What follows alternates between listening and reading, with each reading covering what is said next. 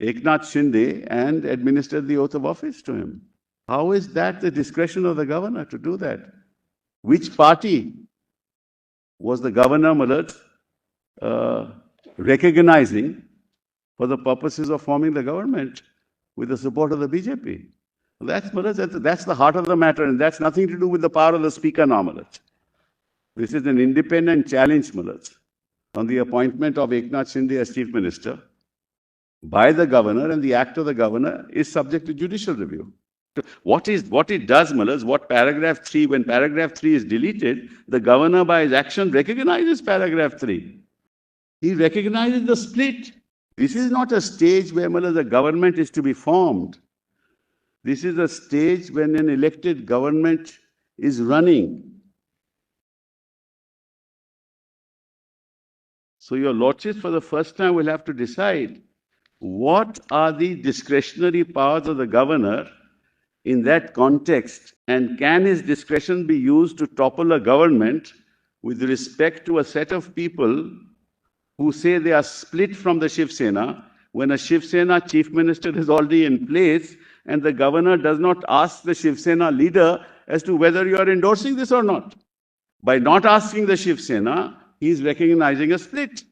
There is no discretion after an elected government is formed. The government then will fall, Malad, on the floor of the House. Then the question of the discretion of the governor will come in. If there's a no confidence motion, government falls, then the question will come in as to who the governor will fall. But the governor cannot by his act topple a government. When the governor was approached by BJP as well as Eknath Shinde, and governor told us to have a trust vote, Malad. On what basis did he ask us to do that? He obviously recognized the 39, otherwise he wouldn't have asked us for a trust vote. There was no occasion to. Because they continue to be in the Shiv Sena. That's their own case. That they did not, Malad, move away from the Shiv Sena.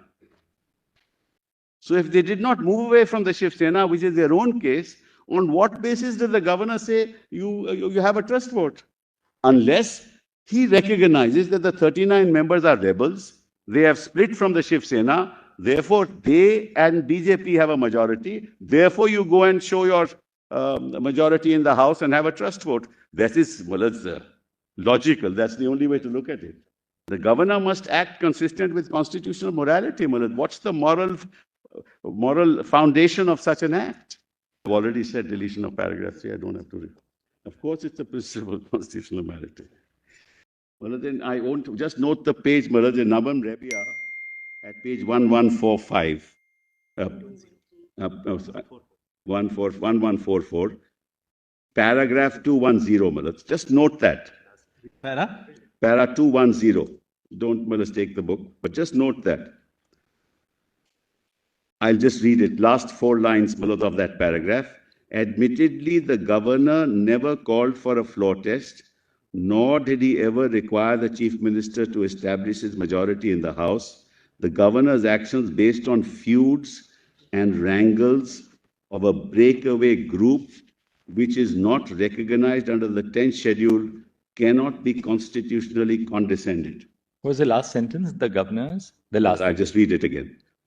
Admittedly, the governor never called for a floor test, nor did he ever require the chief minister to establish his majority in the House. The governor's actions based on feuds and wrangles of a breakaway group which is not recognized under the 10th schedule cannot be constitutionally condescended. It's directly on point.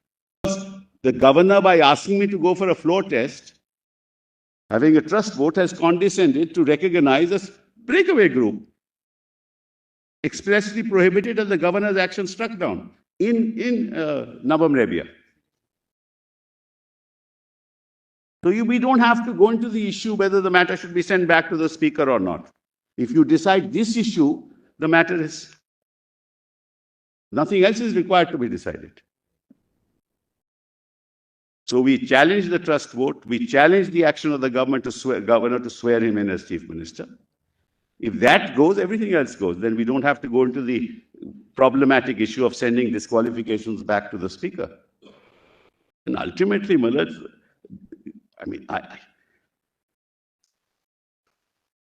the facts are so crystal clear that they can't be the subject. They can't be, Malad. The Constitution doesn't give him that power. The 10th schedule, he is far away, far removed from him. Para 3 has been deleted.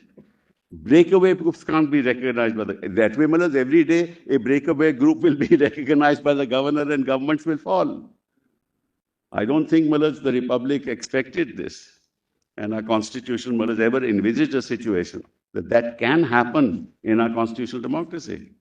The whole integrity of the political process comes to naught. Nabam says the 3 areas in which the governor has discretion, beyond that, none. 371, Article 200, and Muller's forming a government at the initial stage after an election. There is no discretion to the governor. He acts otherwise on the aid and advice of the Council of Ministers. And of course, 356, Muller's, sending a report to the central government. That's not something on the aid and advice because, so 356, 200 and 371. These are the 3 areas. Mr. Sibal, once a person incurs a disqualification under the 10th schedule, then the consequence under Article 193, bracket 3, is that his seat shall thereafter become vacant. Yes. Because 190 in terms, 193 in terms refers to 191(2). Yes. Which refers to the 10th schedule. That's correct. So the seat shall thereupon become vacant. So suppose a group of MLAs, forget this case, suppose a group of MLAs incurs a disqualification by being a split, which otherwise is not recognized by the 10th schedule. Correct. So the strength of the House therefore falls by the extent of the disqualification. Absolutely. In which case the majority required for a motion of confidence would also be altered. So suppose in a House of 200 members, 20 have become disqualified. Right. Then it would be 90 instead of 100 for the vote of confidence. Correct. So would the governor in such a case be justified in saying that, well, I still want a vote of confidence, because assuming that these people now are disqualified, I still want to test the legitimacy of the government after excluding these persons. Can he do that? If the arithmetic is so stacked, Malas, he can, but nothing more than that. Right. The arithmetic is so stacked, he can. Because the consequence is that those people have to be excluded from the House. I agree. The number comes down, and then he can say, well, I want... Correct. So therefore, Malas, the arithmetic... Minus these people who are disqualified to establish that they can... No dispute on that proposition, but that the arithmetic will decide. That the arithmetic will decide. Here, that question doesn't arise. We know he's made chief minister. You think by now the judges don't know he's been made chief minister? I don't understand. Well, your lordship is right, but then the arithmetic will decide. There is no discretion there. He'll call the chief minister. He says, these people are excluded. This is the arithmetic. This is what the numbers are. Prove your majority. No, but then look at it this way for a moment. I mean, we are not at all on the facts here, but just to test a constitutional position, which is that, say or we can, just for the sake of clarity, the Shiv Sena has 56. Yes, ma'am. Or had 56 55. When the government was formed. 55, right? I thought, Malas. Oh, sorry, 55. 55. Now, disqualification notices were issued to 22 plus 16, 38. That's right. So, for a moment, for the argument, we proceed with your hypothesis that this is a split and therefore they are disqualified. Right? So, then the Shiv Sena is left with 17. Yes. If these people are to be disqualified. Yes. So, it comes down to then 17 plus NCP has how many? 44. How much? 54. It's 53. 53 plus 17, 70. Yeah, I just see that. And Congress has 44, right? Yes, 44. BJP is 106. Even then, it will be fine. Right. So, in such a situation, would the governor be justified in saying that, look, assuming that these people have incurred a disqualification, I still call for a trust vote because the impact of these 39, at that stage, he is not deciding the disqualification. At that stage, the governor says, well, according to me, as a constitutional head, it appears that these people they have split. I'm not deciding that they have split because that's the discretion of the speaker. Can the governor now not say in a given case that, look, these facts now stare at me. I postulate that these people have incurred a disqualification. I don't treat these as members of the House at all. But therefore, because these people stand excluded, and the strength of the ruling of the government then falls down to the extent of the extent of the split. I want a trust vote. Well, right. Let me analyze that in two ways. Number one, you can't then administer an oath of office to one of those who is disqualified. Yeah, you're right. Absolutely correct. Your line of thinking and line of argument on this is okay. Now let's forget that. That we'll keep aside. Now, the power of somebody should tell the governor that constitutionally what happens, from my little experience, the numbers, if stacked against the government, will go to the governor and say that the leader of the house has lost the confidence of the house. Right. Then he will analyze that and call. But governor will not do this. That's not his job. There's a sitting chief minister. It's an elected government. You're right. At that stage, the governor is not really calling upon someone else to form government. But what he can certainly do is that, well, according to me, you have a ruling party with, say, which is supported in a coalition with, say, 60 members. Out of the 60, 40, which is a split. The governor says that, well, this is a split, and this is a split which is not recognized now by the 10th schedule. The speaker is going to take his own time to decide on the disqualification. But as the constitutional head of state, I do believe that with these 40 having, contrary to the constitution, moved away, at least as a head of the state, I require a trust vote on the floor of the Legislative Assembly. That I don't believe the governor would be wrong in calling for a trust vote. I will say it is wrong, then I'll constitutionally provide an answer. Why would that be? The moment a governor does that, take Maharashtra. There are any number of parties apart from Shiv Sena, apart from NCP, apart from Congress. There are so many small parties. Now, those small parties at the moment supporting whoever is in power. The moment the governor does that, the buying and selling will start. In fact, the governor will be inviting, by his unilateral act of saying, prove your majority. There's no question of proving majority. He is the chief minister. Somebody else has to tell the governor that there is no majority. These are the signatures. These are the people who are with us. He doesn't have majority. If you allow that as a constitutional principle, it will be disastrous for democracy. No, but the very fact that a disqualification notice has been issued initially to 16 and 22, this is not a case where the governor is sort of, finding facts, in the political spectrum. The governor is informed, the governor knows that, well, disqualification notices have been issued to 16 plus 22 or a group of persons. Yes. Which disqualification, the wrath of disqualification, the moment it attaches to a very sizable portion of the MLAs who are part of the ruling coalition, can the governor be said to be not justified in saying that, well, I'm not deciding the disqualification, but now please establish that you have a majority in the House, and I'll decide whether your majority depends on these 39 or your majority is safe irrespective of these 39. Even otherwise, on the arithmetic, the numbers are in favor of at that time, in favor of... Because, Mr. Sibal, you are also right. Independence of support. Sibal, for the present purpose, because we still have to hear them on that aspect. Yeah. So, as a hypothesis, we proceed on the basis that you are right, that these 39, they had really split. That too, a split is not recognized by the 10th schedule. Therefore, they necessarily have to go out. Right. Asking Mr. Eknath Shinde to form the government, that's a separate issue. We'll keep that aside for a moment. We'll have to hear them on that. But as an abstract constitutional principle for the governor, what else does he do? Let's analyze the numbers now, Malas. Does he say that He look, still has this the make- numbers? He still has the numbers. There are only 106.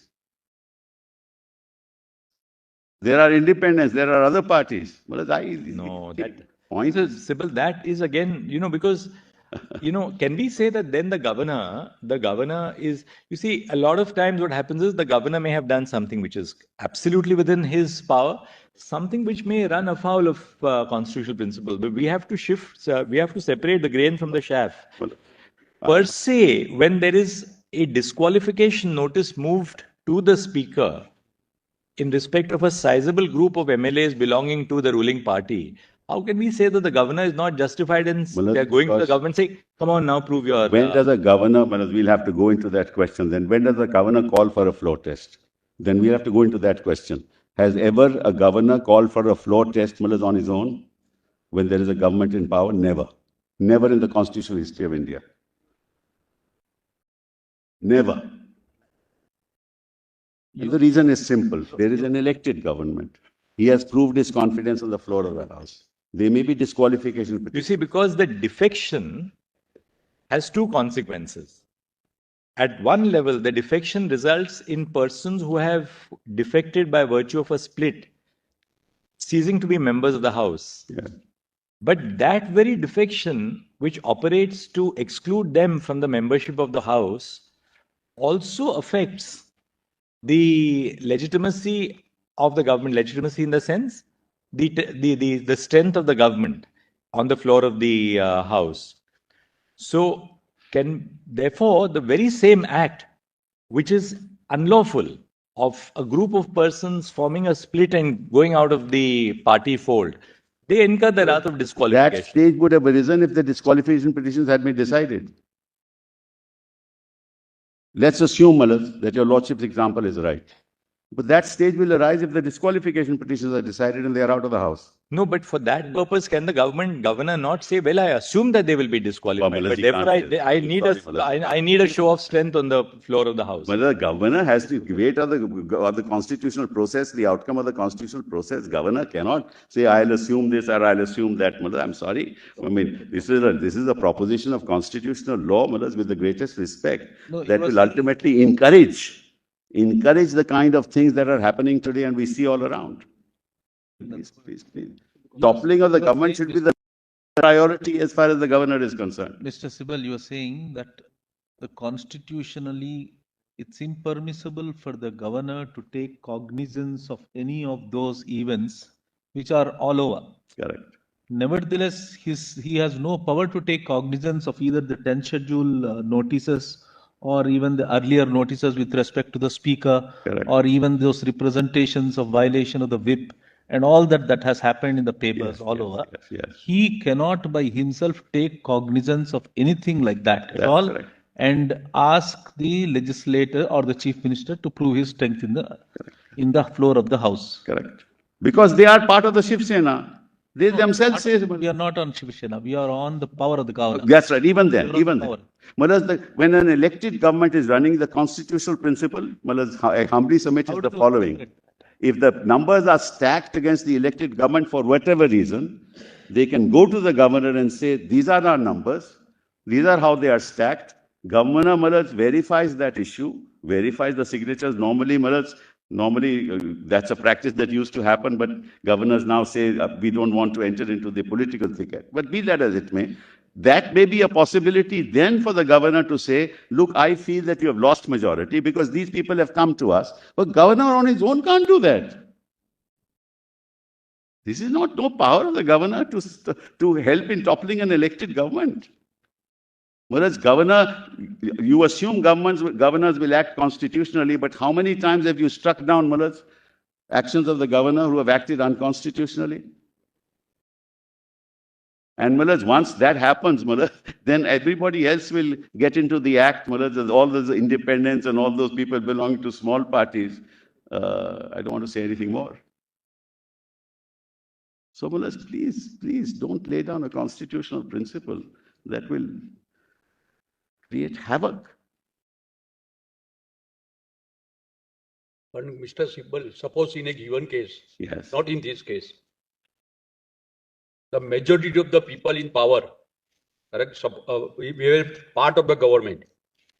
They, along with the other party, correct, goes to the governor and says that, sir, correct, the present government, correct, has lost the confidence. We are the persons, correct. In that case, the government Cannot. Governor can. Why? Because governor has to satisfy. They are still the party, Malas. They are still in the party. It is against paragraph 3. All right. Because paragraph 3 doesn't recognize majority minority. Apropos what my learned brother said, and I remember when we were much younger, there would be that parade of MLAs before the governor. Yes, I don't see that now. That used to happen in the now it's not 1980s. happening. Yes. Because that's why, my lord, is the right question, but whereas majority is now prohibited under 3. It No, doesn't but matter. just taking the line of the reasoning which my learned brother put forth, could the governor not say that, well, I want you to demonstrate that you have your majority in the house? All right, I exclude 20 people who have in an 80-member house. I exclude the 20. I learn that there are disqualification petitions against 20 out of an 80. If those 40 are, even if they are excluded. So therefore, Mr. Sibal, the governor can, even you No, concede Malas, this, I you don't agree concede with it. that proposition. No, that the governor can certainly say that demonstrate to me that you have 40 out of 80 MLAs in an 80-member house. It's nobody for the. It is not for the governor to say that. It's for those people in the house to go to the governor and say they have lost majority. It's not for the governor to enter into the Fair enough. But suppose those people, therefore, obviously the opposition in the house would say, well, they have lost their 40. In which case, what does the governor do? At a primary level, the governor says, well, now I have learned from the opposition that you cease to have 40 out of 80, which you had originally, or say 45 out of 80, because 20 have now been issued disqualification notices, so that your strength comes from 45 to 25. Now, please, prima facie demonstrate to me that you still have 40. Let me try and answer that. How does the governor then proceed? What does the answer. governor do in a situation Let like me this? try and answer that. Malad's governor prima facie on the arithmetic of the house must first come to the conclusion that the leader of the house has lost the confidence of the house. Absolutely correct. How will he decide that? If somebody goes to him. Somebody goes to him and says, this chief minister has lost the majority, lost the confidence of the house because Now, these are the numbers. Two sets of people could go. Either the opposition would go, or even the defecting MLAs would go. I mean, No, they have. No, they can't. Why? They will say that, well, We don't support this government. Examples ultimately when and if it comes to your lordship's bullets, because we are not dealing with that situation. We are dealing with a person who has been recognized by the governor, who happens to be part of the 39 and who has given oath of office. We are only dealing with that issue. Then we can debate that constitutional issue. But why? but it's not hypothetical here at all. It's a live issue here. For the reason that once the governor is in possession of facts which indicate that a very substantial... Which is the fact that indicates that he has lost the majority of the house? That out of 55, yes, out of 55 MLAs, 38, there are disqualification notices issued by the ruling coalition 15 itself. Plus 50, 53 plus... We have them ex facie bullets. Please, that's why go into numbers? Just see the facts. All right, let's have the arithmetic. Yes. Shiv Sena had 55. Sena is 55. Sena, we'll assume it's 50. 55. Congress had 44. page 62. Congress is Of convenience. Congress kitna tha? 53. 53. No, Yes. sorry, 44. 44 is Congress. NCP is 53. And NCP. And Manoj, my request to your lordships, please call for the records of the governor whether he's gone through this exercise or not. Yeah, that's the point you're making. Well, please call for the records if that's the case. And how much was the BJP? 10? 106. And independents and other parties? Yes. We would have been, That will be about 20 odd, no? But you will have 20. to exclude this. there would be 123. Manoj, halfway mark is 124. 120. So Yes. So as a result of, say, the disqualification notices which are given to 39, Yes. out of 152, the ruling coalition comes down to 113. Well, first of all, only 34 residents had written to the governor, not 39. Only 34. Only 34. Page 313. 34 Only, dissidents only wrote to the 34 wrote to the governor. governor. Right. So I'll So just let's well, let's 39. If you get the arithmetic then. exclude, it comes to 120.